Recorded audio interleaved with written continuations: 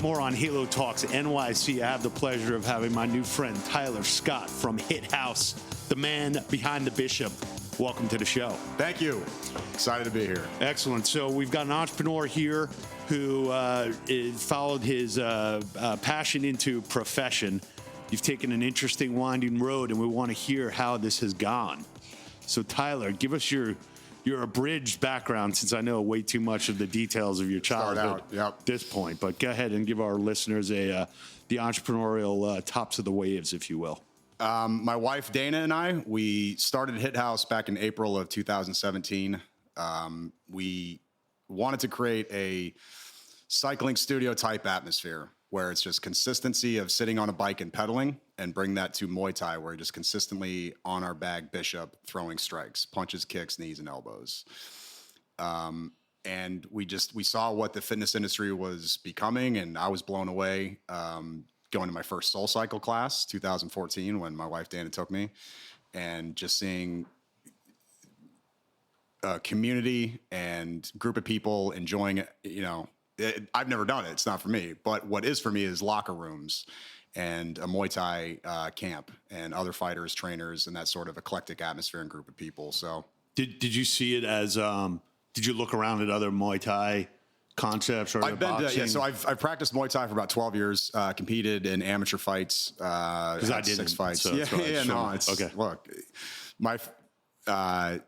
when I'm asked like, oh, so you're a fighter? Nope, I'm just some asshole who fought a few times. Okay, but gotcha. I'm perfectly comfortable with that. No, but did you start Hit House because you saw?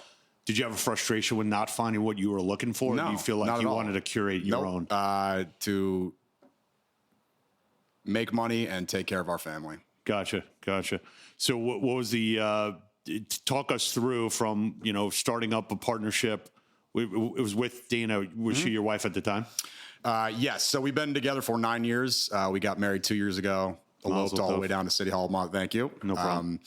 Her grandmother comes from a rich Jewish heritage. She was a So you know what Mazel Tov means then? Yes, I've been to a few Passover dinners. Seders, we call them. Thanksgiving. Call whatever you want, Thanksgiving with Long Island show Jews. Up, it's fine. It's we lovely. don't. Yeah, great. Yeah. Did you try to chop liver? No, but same accent. Everything I got from Seinfeld. Got it. So you'll fit in just fine on this island. I hope so. Manhattan. I've been here for 14 years now in New York. So you fit in. You fit in enough, I guess. So when you started the business, though, and you started with your wife, because we do have a lot of listeners that have turned their businesses into family businesses. Talk about some of the things, how do you and your wife kind of say, like, okay, we're going to leave this in the studio and we're going to bring this home, or has it kind of been intertwined? These are the things people need to hear because they need to know they're not alone, right? Yeah, no, I can appreciate that. Yeah, it's nice to hear that. We get along very well. She makes me laugh. It was lust at first sight when I saw her. So, and then turns out she's funny. And 9 years later, it's you just kind of take it as it comes. You don't really there's no playbook to it. Just our personal experiences. We get along well, and we disagree. And then it usually shapes out on its own. And have you guys actually on paper kind of like divided up roles and responsibilities, or is it kind of just like, hey, we're a team here? And correct. Okay. We formed an S corp for Hit House. So Hit House Inc. is the S corp, and there are only 2 shareholders, 50-50 between Dana and I. And then we have some verbal deals with family that helped us out early on of what the payout will be, because we do want to grow into a large brand. So I see you're teaching 12:30 class today. Yes. So check your schedule. Yep. How much of the time, how much of the studio is an expression of yourself versus like building a team up and saying, okay, I'm going to put other people in here and train them up? Because, obviously if you run a class, that's your profit margin's obviously higher on paper. Damn. You're not just the money guy. You're philosophical. I'm just trying to think through everything you got to deal with, because I've been there, man. It's not easy. I want people to know this is like entrepreneurial therapy. Yeah, it is. I feel like it should be a couch. Laying back on the couch, and you got your notepad. Nobody knows where we are right now. Yeah, we're on 2 couches right now, and I'm charging you $90 an hour. So as you look at the schedule, do you kind of sometimes say like, hey, look, I'm just gonna like crush it this week? Because like one of my SoulCycle instructors that I go to still, he teaches like 40 classes a week, and I'm like, and he's look, nuts. it's free. Right, We're not paying ourselves. Exactly. It doesn't cost you money. You have to be thinking at overhead at all times, and trying to manage it that way. And then you do want the studio to reflect because that's why we started it. Like, what do I like? Muay Thai, it's a lifestyle, and it's a big part of my lifestyle, but it's just a part of that lifestyle. So the similarities between what we tried to create at Hit House would be that locker room type of mentality without the hypermasculinity that can sometimes occur, and just make it cleaner, a little sexier. So the mass market appeal for Muay Thai, like how has that evolved over time? Very well. The UFC, by creating known fighters and stars, you got to see them on a personal level, and behind the scenes, which everybody loves to see an athlete. And now that, it's amazing with Dana White, just going back, because it's when you say Muay Thai, it's the stand-up approach used in mixed martial arts in the UFC. So every guy and girl fighter you see in either Bellator or the UFC, when they're on their feet throwing strikes, core of that is all Muay Thai kickboxing, or comes from Muay Thai kickboxing out of Thailand. So throw in some wrestling and some Brazilian Jiu-Jitsu, and then that's when you have the mixed martial arts. So got it. But 6 years ago, Dana White saying, "I don't want to see women fight. Women are pretty." Very misogynistic and a bit of an asshole comment. But I don't think he really meant. That's a whole nother issue. But the point is now how quickly he turned on a dime, and now how popularized the sport has gotten, especially with women. So it's a whole new type of celebrity of that female athlete. Of one of your questions is, what's your least favorite word? I was thinking about my favorite word, like probably platypus, just to be funny. But least favorite word is the word bitch. Oh. And it's used a lot, especially, and even with male to male approach to that, using that word of trying to find weakness. It's one we can curse. Is that all right? No. Yeah, I mean, we'll put an explicit disclaimer on, I guess, this one, but that's fine. Yeah, we'll keep it as clean as possible. Yeah, but if you want to talk shit to another guy or amp yourself up, whatever, call him a coward, a muppet.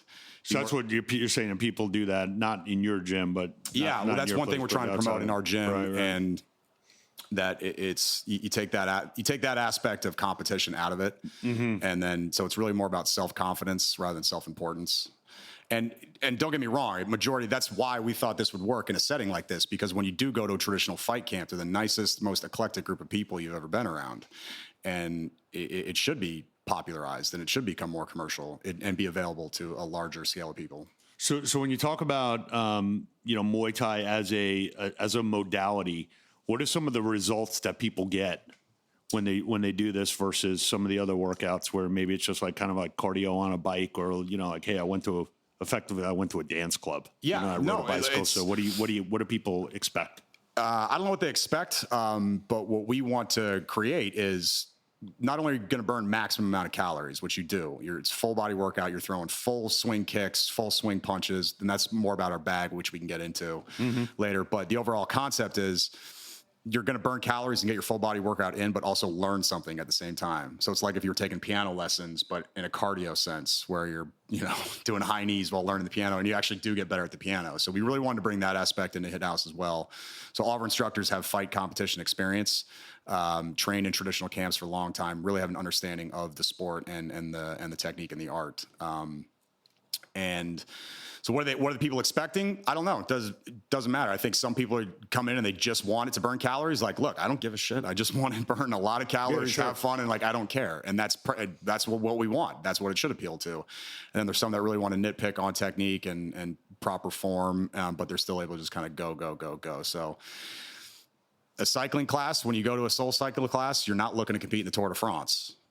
Right. But not everybody's meant to. And So it's the same thing with Muay Thai. Not everybody's looking to fight in the cage or the ring, but you can get in there and you can learn a little bit. And I'm with you. Thanks. How many? How many? You're besides like your ultimate member, or somebody who's there, 5-6 days a week. How do you view people kind of cycling through Muay Thai as like, okay, this is part of my routine. I do it 2 or 3 days a week, and then I subsidize it with some other workout. Because I feel like in New York, everyone's got so many choices, really. And just like with Switch Playground, like it's like, all right, you're not going to do Switch 7 days a week. You're not going to do Muay Thai 7 days a week. You're not going to do Soul. But if you kind of continue, if you're on somebody's routine, like that's kind of where you want to be. Yes. So how do you think about like recommending someone, like how many days a week should they train with you on average? You know, instead of being like an ultimate user, but like a mass market approach to. Yeah, I would say $1 trillion you should invest in Muay Thai. Yeah, at least. But so somewhere we'll meet in the middle. What I recommend to people, look, ClassPass has set the market. That's just the truth in New York. They set now what does something cost? What are people willing to pay for it? And ClassPass has now set the market on majority of who your people are going to come in. If you are trying to appeal to this, it's in their cycle. Like you said, that's a great way to put it too. It's just like it becomes their routine, because so much of getting results in fitness and diet is routine, just consistency. No matter if you choose to swim and eat plant-based diet, you're going to get results. If you do keto and you stick to keto religiously, where there are no cheat days, and you do, some cross training with Muay Thai, you're going to get results. It's more about the consistency and staying at it, and what you did this morning, right? I know you're half kidding, but you seem like you get up and you try to do the same damn thing every day. Yeah. And that's the most effective for long-term health. And so let's talk about ClassPass, because obviously there's positives and negatives to it. When they first came out, they were effectively like subsidizing workouts for millennials for a couple of years with venture capital money. And they said that they were like kind of in partnership and kind of just making a market between the studios and the members, and then they'd come and control the market now. Yeah. So how do you part of it's like, okay, look, I know if I price my classes properly, according to their credit system and algorithms and everything else, that I'm going to get 50% of my classes are going to be filled with ClassPass. However, I'm doing it at a lower rate than what my original projections were. Yeah. Right. So my revenue per class is down. My contribution margin, if we're talking finance, is down. And but at least I know that like I don't have to wake up every morning and try and hustle to figure out how I'm going to sell 10-pack to like some guy walking down Spring Street. So how do you kind of psychologically say, all right, I got to be on this because it is the new norm. For sure. But like, how do I balance that with like trying to get my member to be my member? You mean buy directly from you a 10-pack of classes? Or just, say like somebody says like, okay, what's your home studio? Yeah, like, so that'd be a marketing. So this is why Dan and I make really great partnerships, because we're seeing that. A lot of our revenue comes from, we have a healthy amount of revenue that comes directly to us without ClassPass. Okay. We'll put it that way. And we've been profitable since August. Still a mountain of debt that I want to, join the debt club, bro. Exactly. It seems like everyone you talk to has it, so it's just like something to wear with like a badge of honor at this point, right? Yeah, and but everybody's getting paid every month, and so we're able to continue to grow. And so, how do you take them directly away from? Yeah, you have to have multiple locations. Until you have multiple locations, you can't, and unless you rely on the neighborhood that you're in. The neighborhood we're in is Nolita. They're calling it. I want to call it No Chai, north of Chinatown. To me, it seems racist. You could do that. Why, the Italians only get there north of city? Why? We're right. Grand Street is 2 streets down. Fish markets you go 1 street over, and it's nothing but dumplings. So you want to create a new name for that No area. Chai. We're talking like 6-block radius, so it's ridiculous. Right. Put up a sign. Go from there. See No Chai. I created the Halo sector out of kind of the word wellness, so you can go No Chai. No Chai. Yeah. So. With our data and analytics we get from ClassPass, which is why they're such a great partner with this, we understand that we account for 1/3 of that neighborhood's revenue to ClassPass. But where it that's ranks, a No Chai, not Nolita. Nolita. Well, there is no No Chai yet. Right. Now there is. As of like 3 minutes today, ago. Yep. I'm going to run for city council of No Chai. Somebody gave me a brochure for a place in downtown Brooklyn. They called it Dobro. Dobro. I was like, that doesn't exist. Dobro, downtown Brooklyn. Dobro. Gotcha. Dobro. Are there a lot of bros down there? I don't know. I thought I was on the Jersey Turnpike and it said "Eat clean, bro." So I'm like, where does this guy come from? And why is he on the billboards, man? It's like I'm getting inundated with bro. So anyway, it's a good word. It's a good word. So let's go back to No Chai. Yeah. So with the neighborhood we're in right now, so back to your question of how do we get the person just to commit fully to us? I don't think we're there yet, where we're still trying to prove the concept and prove the brand. The neighborhood, compared to, say, Chelsea, does an eighth of the bookings through ClassPass. Nolita does that than Chelsea. So it's just from 3,000 bookings to 24,000 bookings, the difference in neighborhoods. So the pool's already pretty small, and you have to have somebody that lives 2 blocks away. And we have quite a few. And so when we took this space, we bet that we saw what was going on in Bowery. It's all new developments, residential, commercial. There's a Wells Fargo bank now. The Whole Foods has been there for a couple of years. So it's really gentrifying, but hopefully it's with every race, color, sexual orientation, identification. Yeah, I mean, Wells Fargo, that's really, to make money. That's like gentrifying the symbol in the neighborhood. Yeah, right? and with the Whole Foods, but that's our target audience where discretionary spending is going towards fitness. So how do you think about, let's take No Chai, on a serious, at a serious level. So from the traditional health club industry, there used to be like door tags and like they would hand out flyers. And I got guys in Chicago that still like stand on the street and like hustle people to come in. So when you got this little micro neighborhood, are you saying, okay, look, I'm going to let ClassPass kind of blanket that for me, or am I going to go? I got enough on my plate. Like I see the maitre d's at all the Italian restaurants and going after the tourists. Like in Little Italy, Nolita, they're out there fist fighting each other over customers. I've seen 2 different fights at different times. I've only lived there for 2 years now.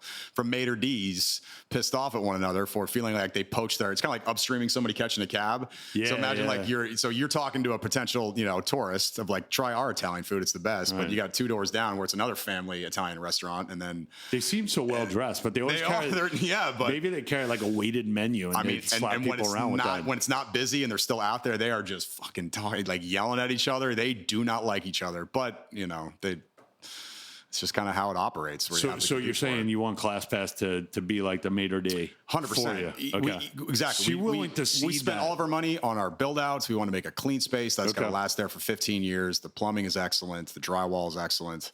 It's a beautiful studio with nice wood floors. We got showers, nicely done, hair dryers, charcoal masks, everything you need. So we wanted that to be a flagship, long-term, first of its kind. And then to expand there to other places. How many bags are there, or the bishops? How many bishops 32. Are in the class? And did you come up with 32 because that was square footage on the space? We want to give everybody, and it was a lot of trial and error. Just you can do it on paper on a blueprint of. All right, we want to give everybody 7.5 square feet of personal space. Got it. So that's about how much I get to the right. And so on each side of you, and so. But you can never account for some dude is 6'8" and some dude is 5'11". Some women are, and so the bag is actually height adjustable, so it can move up and down, which is something else that we're proud of that we created. And this is called the Bishop. The Bishop. So if you haven't seen it, go to hithouse.com and there's some nice pictures of it.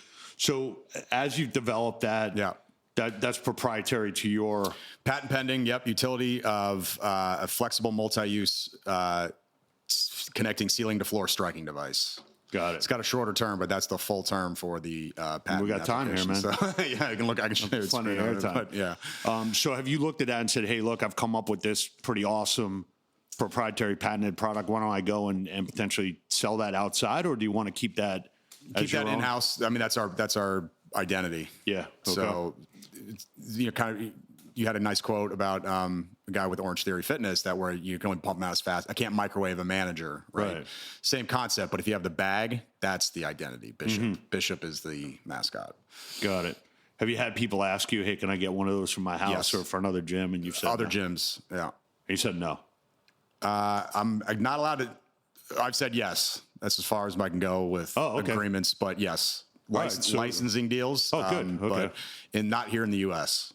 Gotcha. But no, just thinking about where the future is or where it is right now. Yeah. And you say, okay, look, I've got a product and there's demand for it. Should I let somebody buy my product, or should I let them go find something that's similar but maybe not awesome? Like we're invested with Higher Dose, so they got infrared saunas. Yeah. So there's a continuous conversation going on, a healthy conversation to say, all right, look, if somebody wants to just buy the infrared sauna and they're in the market for an infrared sauna, might as well sell them a Higher Dose sauna, right? Because they're going to buy one somewhere anyway. And you become known for it. Yeah, and maybe that's a great name. Maybe that's not like the Higher business Dose, model. It's an easier name to remember. I have a terrible memory. I mean, the Bishop, though, like if people start throwing around, I got the Bishop, or, I got classes inside of my club, that are, Muay Thai classes, and they're from New York, you know, I don't know, maybe because I think a lot of studio owners are trying to say right now, okay, look, how am I, if I want to grow, right? I don't necessarily need to. And some people, I was just reading some today. They got that, I got that startups.com, which .org or something, but they send out an email every day and they're like, you know, there's millions of startups that don't raise any outside money except like their own personal capital and like friends and family. Like it's not like an urge to like go and meet with all these VCs and like try and take in this family money. And then you're on like this hamster treadmill and you're trying to like grow because you took money in and somebody wants you to grow and you're like the jockey. And it's like, hold on, I just want to live in no child. And I just want to have my studio a couple blocks from my house and I want to make a living and I want to enjoy life. Right. So I feel like there's some studios. There's an in between that too. Yeah, there is. There's an in between of there's nothing you can't do with $100 million that you can do with $1 billion. You can have the exact same lifestyle. Correct. But I guess the question is, you know, if you from your standpoint as an entrepreneur, you could say, okay, look, I'm going to go and build a couple more studios and kind of fight that fight, or say, hey, look, I've developed this really awesome proprietary Bishop. Maybe that's a way to scale my business without stressing you and Dana as people and as like priorities. So I just want to kind of definitely lay that out there. We would love Bishop in every gym across the country. And when we we worked with company Century Martial Arts, the world's largest martial arts manufacturer in the world. They do all the UFC's equipment. They're fantastic. They're out of Oklahoma City. Really good people. And they helped develop it and manufacture it. So we went through a lot of different prototypes. The ultimate end was basically developing it at the very last stages of, okay, how does this thing actually work in a physical space? Because that's key. Because if you want to talk about, can Bishop be in every home market? No. You got to drill a hole in your ceiling, and how are you going to connect to your ceiling? Or do you have to use an elbow, steel plate against the wall, and then you have to have a hole in the floor? So that's going to take a while. Are you asking me because I have no idea? Yeah. Oh, I do. So and the answer is I don't. It's each place you put it in is going to have its own unique set of challenges. It's going to be different for every. It can't just be delivered to you and then out the box. So, but it can be. That's a whole nother fascinating. I'd love to get into of like the home market and what's next with that. And I hope Peloton takes that money from JP Morgan and develops in holograms. Ooh, that's interesting. That's next. Forget it. Like anything else is just like an in between, right? Like it's now going to be your favorite celebrity instructor beamed into your damn living room. They can already do it at concerts, you know, with Biggie, Tupac, and like eventually just make it smaller, like basically like a home cam, like a security camera the size of. Yeah. And they're able to just in 10 years beam that image into your anyway. How long do you think that's how far out that 10 is? years. Oh, it is 10. Look at the cell phone. I mean, it's I think 10 years. Well, I was talking to a group the other day, and we were talking about, you know, Peloton and having like the $3,000 screen. Yeah. And then we were talking about, you know, at what point are you just going to be able to hit like the flashlight button? It's going to be like a, you know, projector. Yes. I'll just pop that into the bike. Yeah. It'll be Bluetooth into the bike. I'll buy the bike for $500 and pop it up against a white wall. I like the hologram. In between. That's a bridge to the hologram. Bridge to the hologram. And then hologram will last for decades. It's a fatty, you know, it's a fatty industry, and it's like fashion. It's similar to fashion with. I mean, it's an interesting point when you see like, okay, there's the mirror, right, which is basically just like a stopgap until you get to a hologram. Exactly. And then the hologram's probably going to come out of your phone or beamed into. Exactly. It'll start out with like something you have to attach to your ceiling or something. Yeah. And then eventually it'll go to, I mean, I would imagine Apple's already working on it. I don't know, but I mean, I don't know. Yeah. Yeah. Neither do I. Yeah. Okay. Not that we would, right? It's nice to theorize. Have you personally been hologrammed yet? No, but you could be maybe, and that's a way to scale more classes. Yeah. I mean, teach video games, right? I mean, I played Nintendo growing up as a kid, and in college, I think that's when I stopped playing video games. But the things that they can do now with that of being involved, and it's immersed in the world and technology. So, but what people like is with Peloton is that you're at your favorite, you know, celebrity instructor's studio you're not in the crowd, but you feel like you're at the concert. So I saw Microsoft doing that with meetings where they're doing like holograms of people. So it's only a matter of time. Yeah. I mean, it's an interesting thing to think about when you say, okay, if you're an investor, if you're an early stage investor, you know, somebody just put like $40 million into Tonal. Somebody put like $20 million into like Hydro Row or something. And then Mirror's gotten a lot of VC money, but it's like, okay, if you want to really leapfrog, you got to go to hologram or go to VR. But a lot of these commercial bank money for that.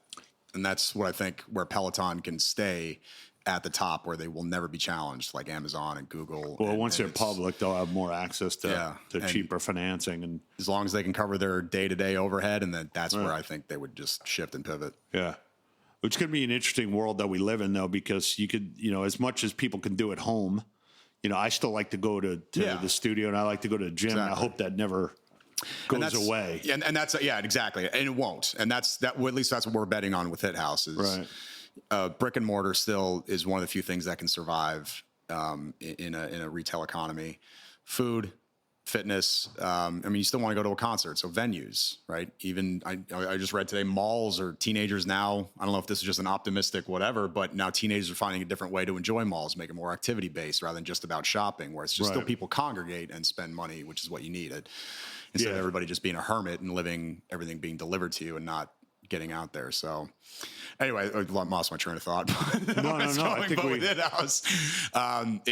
So what was your second question? So one of your questions is, what's the biggest challenge, right? What is the biggest challenge? Yeah, Every day is a new set of challenges. Every day is complex issues that you have to solve and stay calm.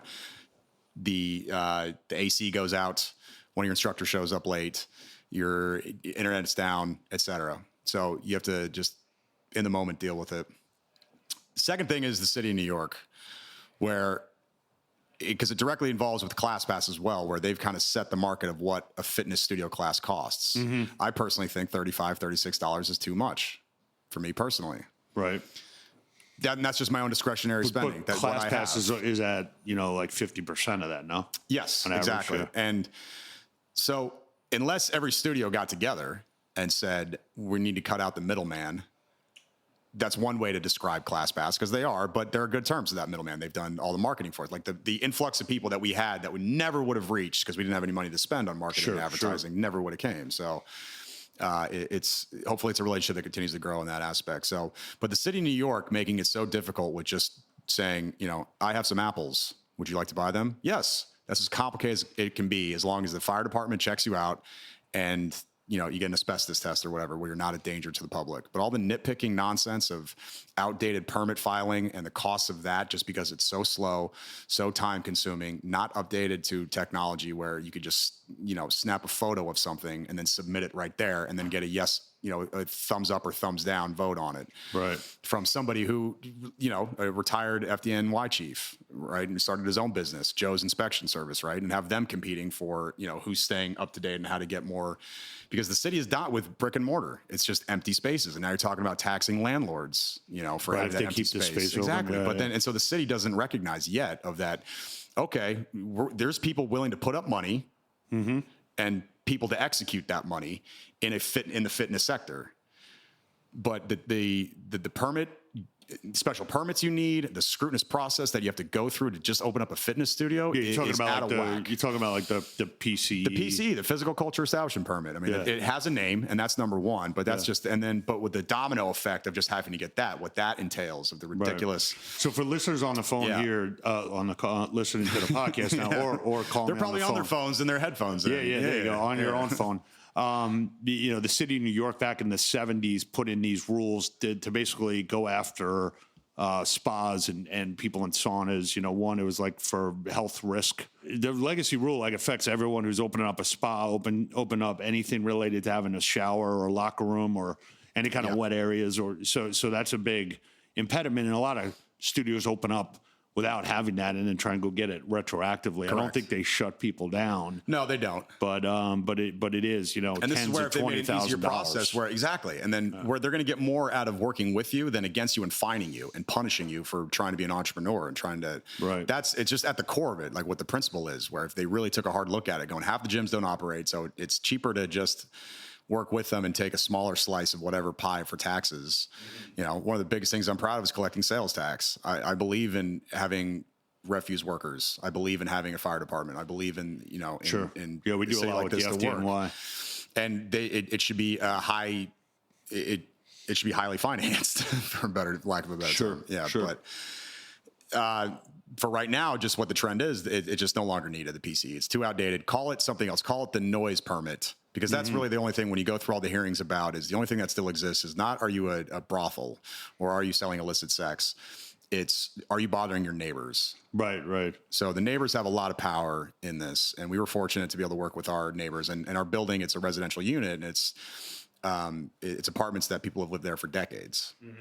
So our community board is a very tight-knit community board with community board 2 in that neighborhood. So how did that process go? Did you introduce there was some hazing. yourself? Yeah, of course. A little hazing, a little they hazed us. We had to show that we were sincere and that we were going to try to do what's best and cooperate and be useful. And anytime you're feeling something too loud, whatnot, more than happy to come up. And, for me, I grew up, your neighbor needs a shovel, you give him your shovel, and then you grab another shovel and go help him dig. Yeah. Gotcha. So what's the future hold for the next couple of years? What's your top priorities? Yeah. Speaking of New York, because of how difficult it is to open up a brick and mortar space where they should really be wanting this thing to happen, you got to look at second and third tier markets where mixed martial arts is growing. Places like Salt Lake City, Denver, Austin. You have, millennials and that have discretionary spending, or at least that's what they spend it on. They may be working in a gig economy, and living frugally, but they don't have children. They're not married. They have a lot of student debt, and they don't honestly vacation as much. They do like little mini, each time they go out and do an experience, that's a little mini vacation for them. So they don't do a 2-week cruise with their 4 kids. So, and there's a lot of them that live in those areas, and they're welcoming you with open arms. Great. Sure. Great. You got a fire alarm? Cool. Great. Good luck. Good luck to you. We'll be back for the sales tax, right? And we're proud to pay sales tax. That was kind of the point I was trying to get into. We want to contribute that way.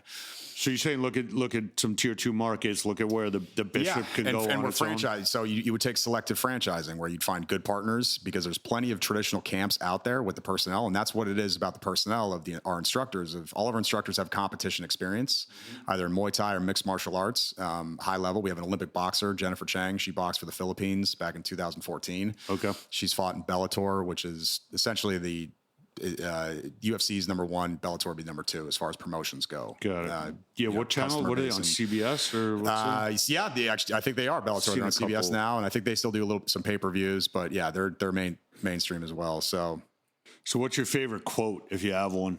Thought about this. Good. I'm glad I gave you the list. Gentlemen, what we do in life echoes in eternity. Russell Crowe, Gladiator. I know he didn't write it, but from that movie. That's good. That works. I moved to New York. I dropped out of University of Idaho. I was playing football, and I took Theater 101, dropped out my junior year, realized, football is not for me. I'm getting injured too much. But, I played a little bit. And so I moved to New York. My brother was living here, and enrolled at HB Studios and just started studying Meisner technique and scene study. So I wanted to be Russell Crowe when I moved to New York. That was my intention. It was more of, I think, with some of the hard parts was, hearing stories about him. He was at the Plaza, I think, and his phone dropped. Still on landline phone, and he's getting a call from home in Australia, and it cuts out. Takes the phone, he hits the bellhop over the head with it out of anger. Obviously, it's a terrible thing to do, and he was arrested and went to jail, and rightfully so. But it was just more than ridiculous. And but I really enjoyed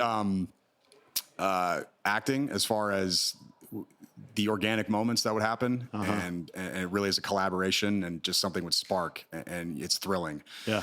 So I really enjoyed improv, that. or you were doing improv? I was doing improv. Yeah. I did some roles on a soap opera. I played a cop, had a name, but it was under 5 lines. Okay. So did some plays. Well, I mean, part of running a fitness class, I mean, you are. Yeah, not necessarily acting, but I mean, you're live entertainment. Right? You're being looked at. You're being watched. Yeah. So, yeah, and you want to bring genuality and authenticity to it. So, I don't know. Did you just be more transparent about it? But that's the favorite quote. It's a good. No, it's a good one. It's a good one. Well, look, we love anybody who's making a hit in the industry, and really like providing something that people are looking for. Also, family businesses, I think, should be, championed, and not everything needs to be like a private equity deal or a VC deal. It's like, hey, look, this is our family business. This is kind of like the new.